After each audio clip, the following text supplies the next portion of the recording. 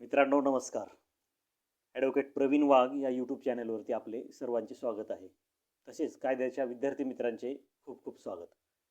तर मित्रांनो, आज आपण कलम 482 BNSSचे पाहणार आहोत. तर कलम 482 BNSSचे हे काय आहे व त्यात नवीन कोणती तरतूद आलेली आहे का? तर मित्रांनो, सर्वप्रथम मी सांगू इच्छितो की कलम 482 BNSS आणि यापूर्वीच्या कायद्यातील म्हणजेच CRPC मधील कलम 438 हे कलम एकच आहे. कलम 438 आणि कलम 482 म्हणजेच अटकपूर्व जामिनासाठी केला जाणारा सत्र न्यायालय किंवा उच्च न्यायालयाकडे अर्ज. तर मित्रांनो, आपण त्याला दुसऱ्या शब्दामध्ये अँटिसिपेटरी बेलसुद्धा म्हणतो की अटकपूर्व जामीन.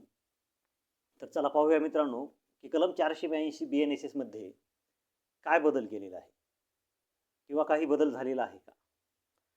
तर मित्रांनो, कलम 482 BNSS म्हणजेच की अटकपूर्व जामिनासाठी केला जाणारा अर्ज.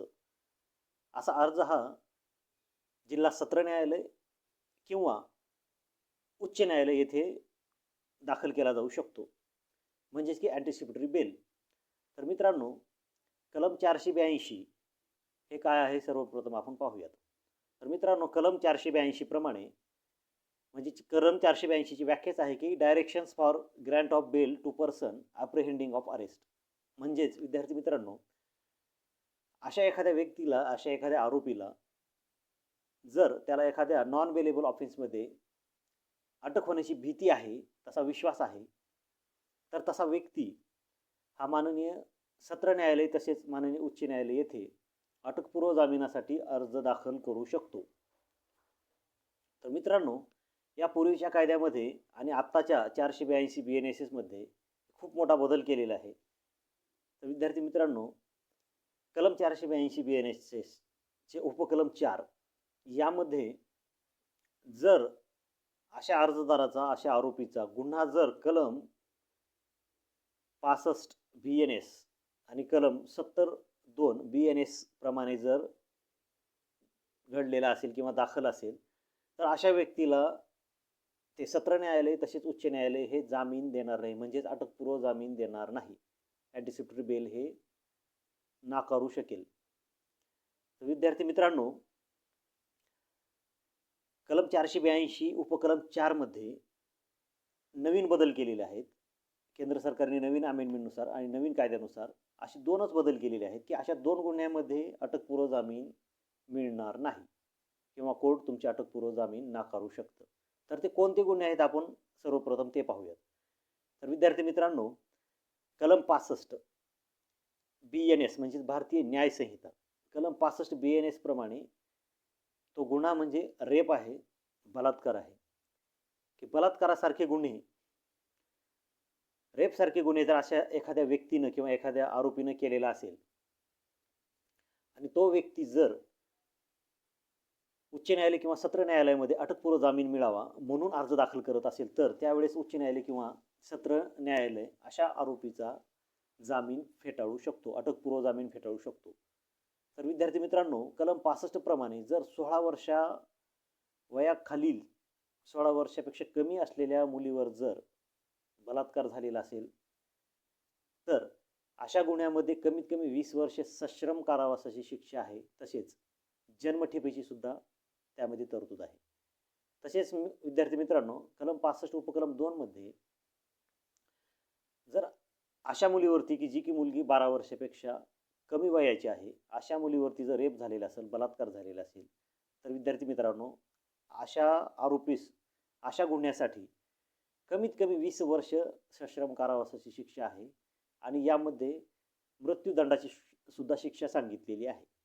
तर विद्यार्थी मित्रांनो, एक लक्ष ठेवायचे की कलम 65 उपकलम 1 उपकलम 2 16 वर्ष आणि 12 वर्षापेक्षा खालील मुलीवर जर बलात्कार रेप झालेला असेल, तर अशा अर्जदाराला, अशा आरोपीला कलम 482 प्रमाणे अँटिसिपेटरी बेल म्हणजेच अटकपूर्व जामीन मिळणार नाही. कोर्ट त्याचा जामीन हा नाकारू शकते. तसेच नाकारण्याचे अधिकार या कायद्यामध्ये दिलेले आहेत.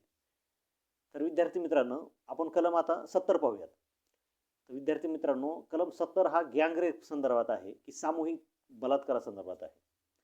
तर विद्यार्थी मित्रांनो, कलम 70 उपकलम 2, कलम 70 उपकलम 2 मधील एखाद्या महिला किंवा एखाद्या स्त्री विरुद्ध किंवा एखाद्या मुलीविरुद्ध जी मुलगी की 18 वर्ष वयोवर्षापेक्षा कमी आहे, म्हणजे की 18 वर्षापेक्षा तिचे वय कमी आहे आणि अशा मुलीवर जर एकापेक्षा अनेक व्यक्तींनी जर सामूहिक बलात्कार केला, म्हणजेच की सामूहिक गँगरेप केला, तर अशा आरोपीला आणि अशा व्यक्तीचा जामीन हा सत्र न्यायालय व उच्च न्यायालय हे नाकारू शकते. तसेच या गुन्ह्यासाठी सदर कायद्यामध्ये कमीत कमी 20 वर्षे सश्रम कारावासाची शिक्षा आहे. तसेच मृत्यूदंडाची शिक्षा देखील यामध्ये ठोठावण्यात आलेली आहे. तर विद्यार्थी मित्रांनो, एक लक्षात ठेवायचे, कलम 482 BNSS प्रमाणे अँटिसिपेटरी बेलसाठी आरोपी हे अर्ज दाखल करू शकतात, अटकपूर्व जामीन मागू शकतात. कोणते व्यक्ती ते ज्यांना की एखाद्या नॉन बेलेबल ऑफेन्समध्ये अटक होण्याची भीती आहे किंवा अटक होण्याचा तसा विश्वास आहे, त्यावेळेस ते माननीय सत्र न्यायालय तसेच माननीय उच्च न्यायालय येथे अटकपूर्व जामिनासाठी अर्ज करू शकतात.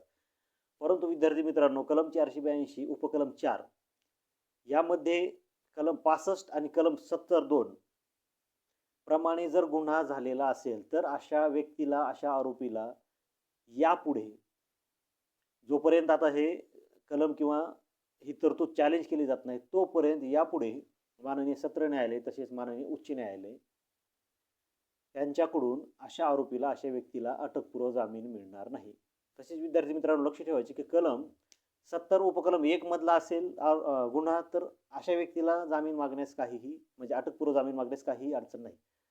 परंतु कलम 70 उपकलम 2 मधला गुन्हा जर घडलेला असेल, तर अशा आरोपीस यापुढे माननीय सत्र न्यायालय तसेच उच्च न्यायालय अटकपूर्व जामीन देणार नाही.